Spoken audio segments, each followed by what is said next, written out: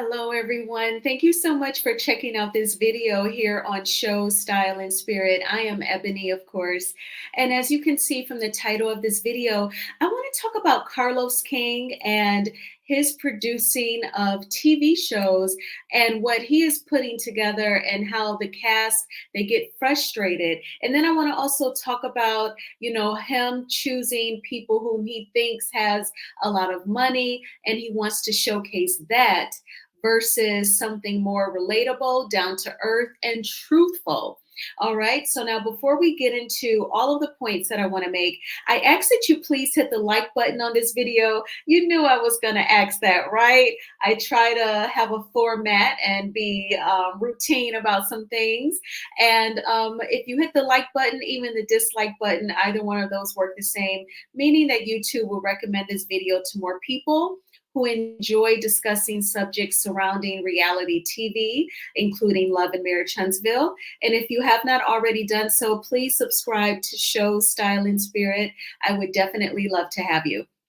Okay, so I want to first say that I was inspired to make this video after watching a really fun and insightful interview over on Really Be TV's YouTube channel, where she interviewed Sherell and Black Duncan from Love and Marriage DC. Now, I know that some of you are definitely serious about not ever watching any TV shows produced by Carlos King. So you may not even be familiar with the Duncans, who are on Love and Marriage DC, and they are the couple that is in the top right picture. Sherell has the red hair with the black dress, and her husband Black is standing and leaning over behind her. They are the Duncans. So Really B interviewed them tonight, where they were saying how, they write stage plays. They do lots of other things too. Black is a music producer. He has a group called Mambo Sauce. And Sherell, she actually teaches health and fitness. And again, they write stage plays. They are a Christian couple. And so they actually were going to bring one of their plays back, and they were going to cast some of the people from Love and Marriage DC in the play.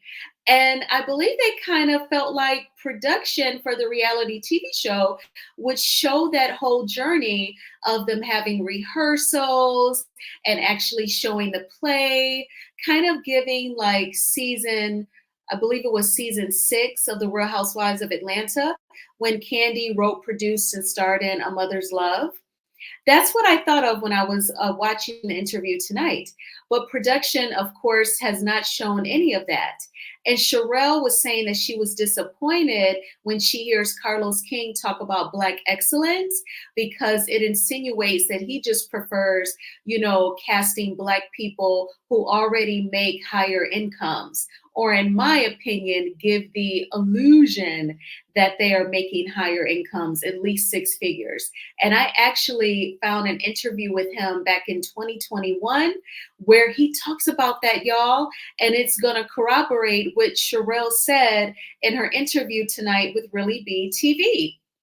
And so when she was saying that, because she also said, there was a point where my husband and I, we struggled financially, and they were basically trying to use their talents to generate income. And I felt like that was so open of them to share that with Really B and all of us in the audience. And I think that that speaks to, number one, them having enough confidence to not give a fuck what anybody says or judges them for struggling financially. And then number two, they are so spiritual and led that they probably are convinced that when they do share their truth, that they're going to help someone. And I think that's the part that Carlos King definitely misses out on. Now, I know that you all checked out Queen Sheba's video the other night. Shout out to Queen Sheba. She is so inspiring. And she let it be known that Bold and Bougie has been canceled by WeTV. I watched the very first episode. I really liked Gaucher. Gaucher owns the Breakfast Bar, and she has like other locations down in Atlanta. And she has the short blonde wig in the picture in the lower left corner. But then I thought I was gonna kind of like the show, but then like I didn't tune back in. I didn't watch another episode, and I'm like, okay, I guess I really didn't like it. I kind of felt like the most interesting one was Gaucher. But when Sherell was talking tonight about how he just wants to show Black people that make, six figures or more or seven figures, I thought of Bold and Bougie.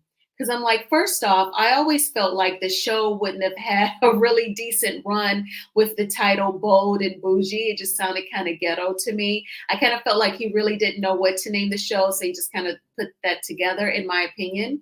But also, it's like people who, Malaysia's been on reality TV for several years. Her ex-husband is a, NBA player or retired NBA player. She's used to having some access to a lot of money.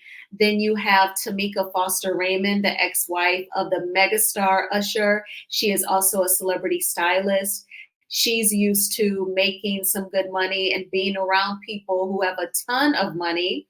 And Gaucher again is a popular entrepreneur down in Atlanta. You have Miss Princess, who is actually the creator of the Real Housewives of Atlanta. And her story has never been told, which is insane. That we haven't known her for years. Not even any of the castmates from the Real Housewives of Atlanta, when they do interviews, they don't even really kind of prop her out, over these several years. So she's on the show. And then we have Neo's ex-wife, Crystal. So I feel like he only wants to cast people whom he sees a lot on his Instagram feed, that people that are already in the blogs. I think that Carlos, especially right now, with not only the popularity of Love and Marriage Huntsville, but with everything that has transpired with people that he favors and how they move and then how they treat Melody, I think he keeps trying to find his next pot of gold. And I think he thinks, okay, well, let me do a spinoff. Let me do Love and Marriage DC, and I'll put Monique Samuels on it from the Real Housewives of Potomac. She can anchor it. She can be like my new Melody. And that didn't work. She did not want to show her true life. She knew that her marriage, unfortunately, was coming to an end. She did not want to share that on TV, which is her prerogative. She has young kids. I totally get it. She bowed out.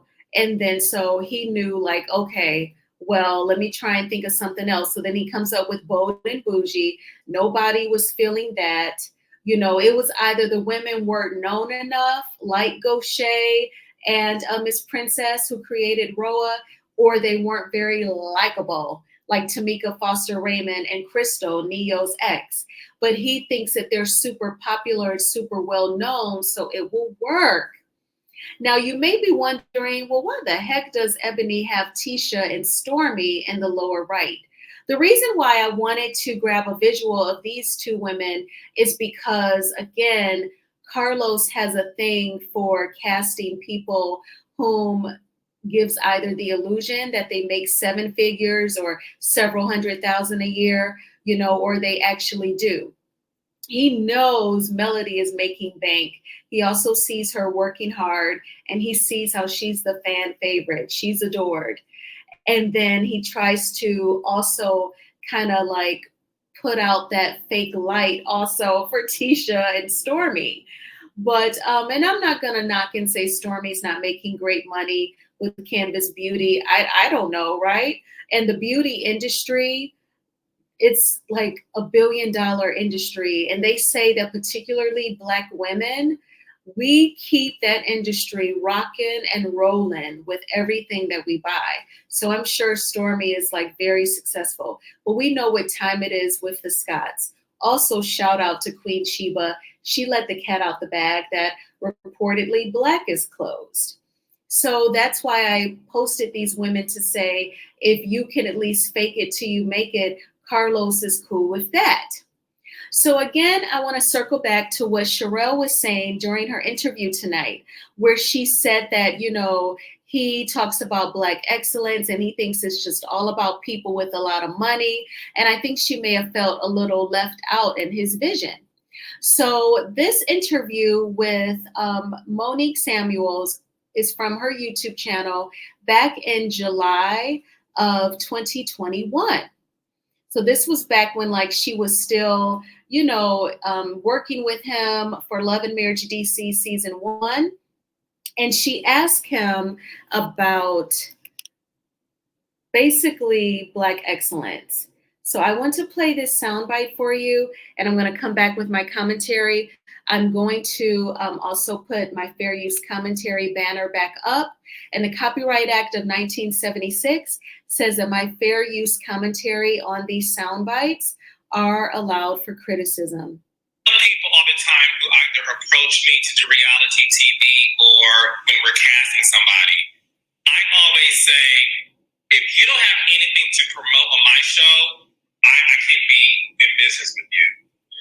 I cannot tell you, Monique and Jay, unfortunately, how many people I get that come to me and say, put me on, I'll fight somebody.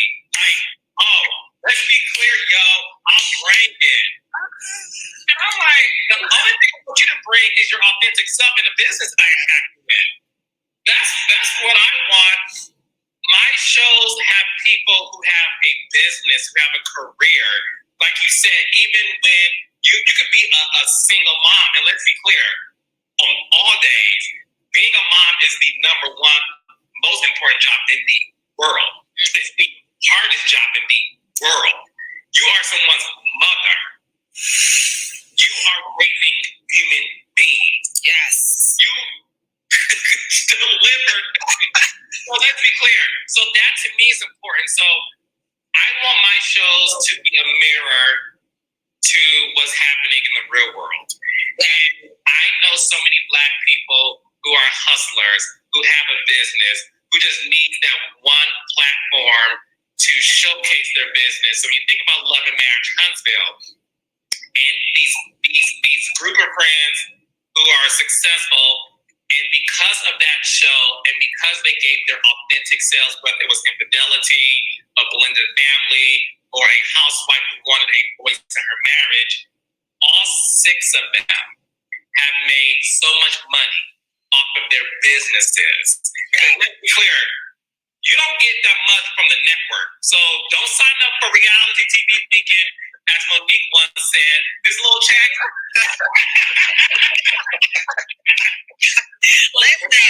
We're not. So what you have to have is a business acumen, and my cats make so much money outside, but they make 7 figures. Let's be clear.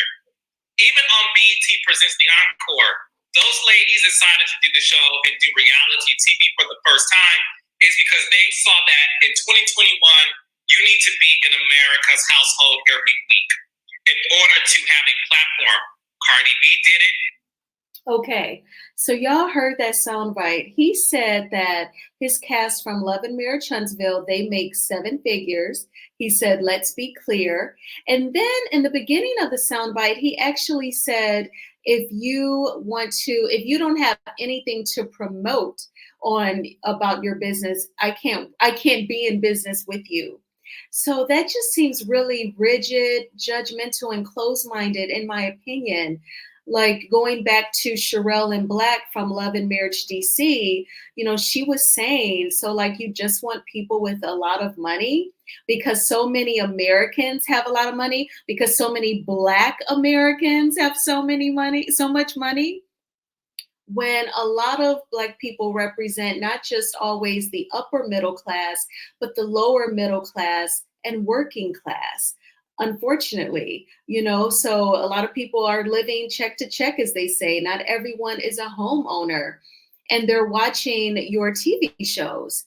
So I think that it would be beneficial to have more couples like Sherell and Black who actually talk about having struggled financially and then getting back stable, and they write plays, they are spiritual, and then they could share that to inspire people, perhaps even give them some business tips on how to get back on your feet.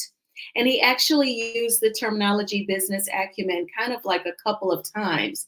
And I'm just convinced that, the one you could learn from is Melody Cherie. Out of that whole crew, over at Love and Marriage Huntsville. But there's more. So he actually made another soundbite. He actually spoke again when Monique asked him about his integrity.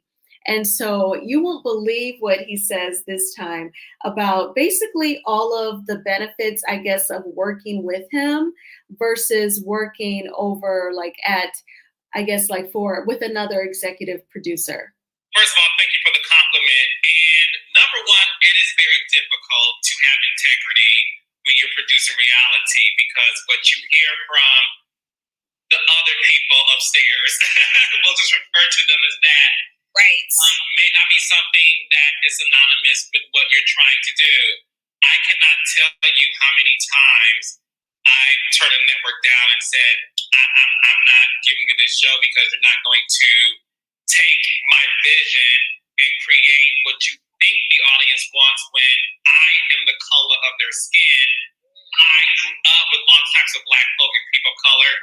I know what my audience wants. And the one thing that I know for sure is you have to stand for something or you'll fall for anything. And if that means my career is going to take a slower, trajectory than my counterparts who A, give in and B, don't have integrity, it's gonna be it. I'm a very spiritual person and I take what I do very seriously. One of the things about the work that we do at Kingdom Reign Entertainment, which is my company, is we truly have values, but we also know how to entertain people. And it's okay to merge the two. My talent trusts me. Yeah, they know what I say is true. And I'm not here to make anybody look bad.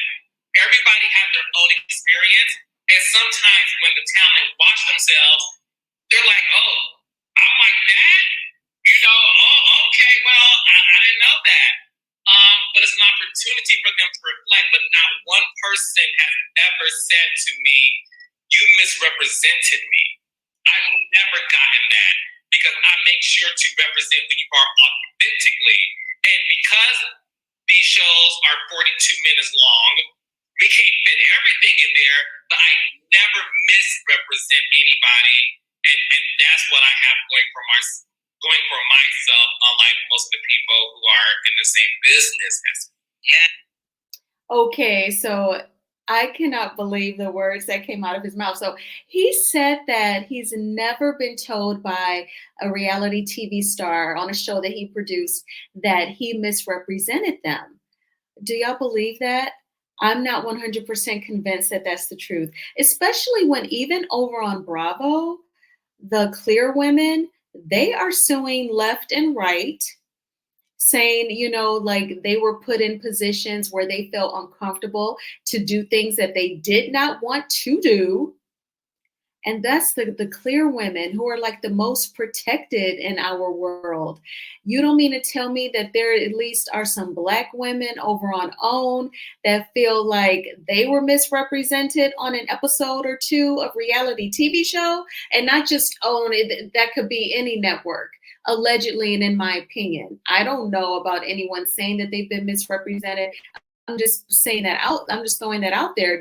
Don't you think it's like a possibility that someone may feel that way, but because they want to continue to be on the show, they want to continue to promote whatever product that, you have to be promoting to work with him, because they want to maintain that spot, they don't speak up perhaps. So I was just like, wow, that is so amazing that he would actually, give that in a soundbite. So I feel like his shows, they have potential to be meaningful and impactful to the community, but it does make a lot of sense now after watching that interview tonight with Sherell and Black Duncan that he would want, people whom he thinks are so well known already online, looking at his Instagram feed and who gets the most likes and who jumps on their live. And he's thinking about people who can give, luxury and material items and a huge house on a pasture, and appear that they're making seven figures and all this ton of money versus a couple like the Duncans that would actually talk about struggling financially. But I thank you all so much for checking out this video. I appreciate the support. I again ask that you please hit the like button on this video. It is a free way of supporting the channel. And please subscribe to Show Style and Spirit if you have not already done so. We have made it to the end of another work week. I am so thankful. I made it to the gym tonight after work. That's twice this week so far.